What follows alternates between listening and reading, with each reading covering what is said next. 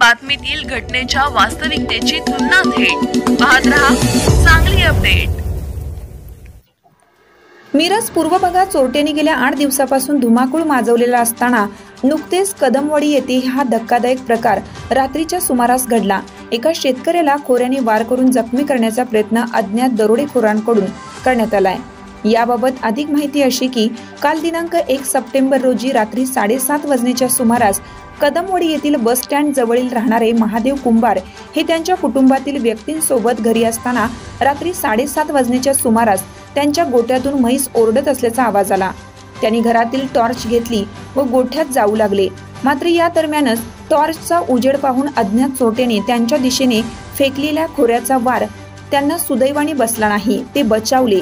यानंतर त्यांनी जोरात आरोळी दिली। परिसरातील नागरिकांनी त्यांच्या घराकडे धाव घेतली। हा सगळा दंगा ऐकून अज्ञात झुडपात लपलेले 2 चोरटे व अन्य काही जण शेजारील असणाऱ्या उसाच्या फडामध्ये गायब झाले। ग्रामस्थांनी परिसरात रात्रभर शोध घेतला, मात्र चोरटे आढळून आले नाहीत। यानंतर रात्री पुन्हा कदमवाडी परिसरामध्ये अन्य 2 कुटुंबांच्या घरावरती दगडांचा मारा झाला। रात्री 11:30 वाजेपर्यंत हा प्रकार सुरूच होता। यामुळे पोलिसांनी रात्रीची गस्त वाढवावी अशी मागणी ग्रामस्थांमधून होत आहे।